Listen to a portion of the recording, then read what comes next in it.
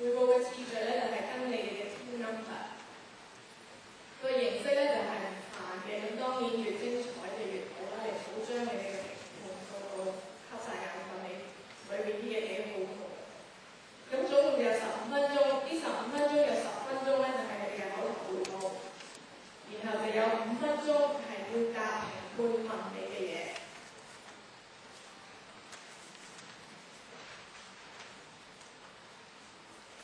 最多 A 嘅3隊咧就會入決賽。咁當然如果有幾隊都係好多 A 嘅，所有嘅評判亦都會坐低逐份去 go through。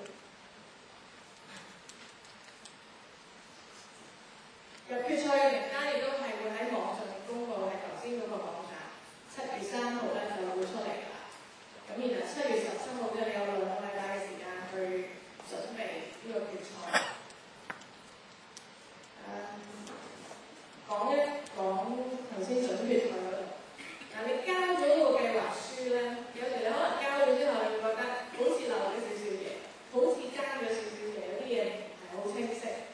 你準決賽做 presentation 嘅時候咧，你係可以交一份補充資料，但係呢一份補充資料咧係唔可以多過1版 A4。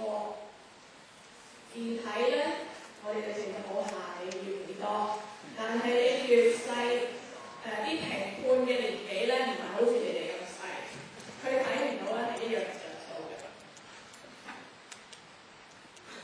咁決賽嗰個口頭匯報嘅時候咧，亦都希望如果準決賽嘅時候評判曾經問過你一啲問題，反映咗你個計劃書有啲咩唔詳盡嘅地方，或者有啲咩錯誤嘅地方咧，希望你可以喺決賽嗰一日去改善。如果你唔改嘅話咧，係會扣分嘅。時間亦都係15分鐘，10分鐘做個 presentation， 5分鐘去回答評判嘅問題。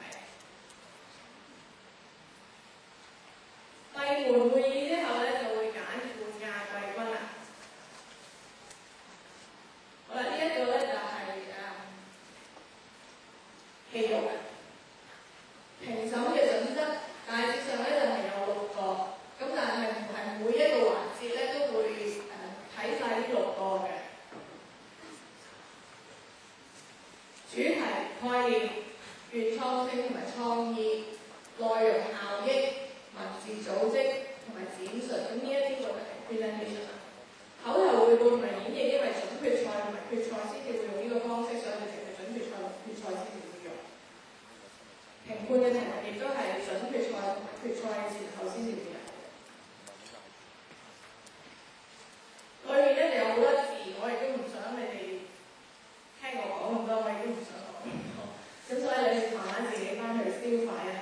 咁但係我首先用其中一個準則去同佢介紹一下先。譬如話第一個好緊要嘅就係個主題同埋個概念。第一，你做嗰個計劃書，你個 business 咧一定係要切合呢個主題啦，同埋係要達到企業社會責任呢一樣嘢。咁呢一兩個元素咧係好緊要嘅。譬如話，你哋睇係 App 嗰個 grade， 你哋做咗基本嘅資料搜集，做咗啲好初步嘅解釋認識，跟住去提出你呢一盤生意。但係如果你嘅計劃裏面係冇考慮到企業嘅社會責任嘅話咧，係會肥佬。所以每一樣嘢都一定要寫落去。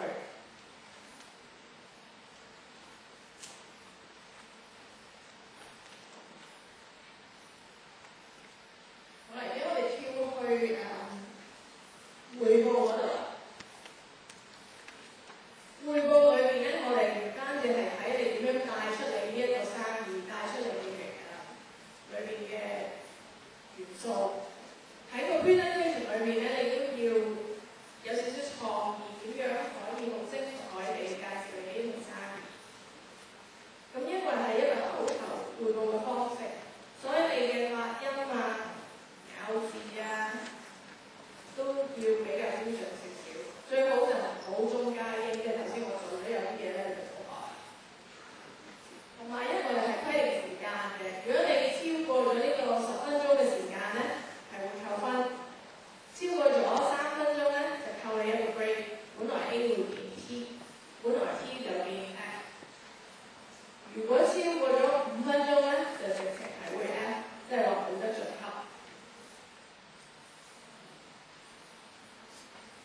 回答評判嘅提問嘅時候咧，亦都係要聽清楚人哋問你乜嘢，要好精簡咁樣去回答評判嘅問題。如果你答非所問或者唔答，又係 F 啦。咁評判咧就係、我哋主辦機構啊、協辦機構同埋其他有份參與呢個 MEP 計劃嘅機構代表啦。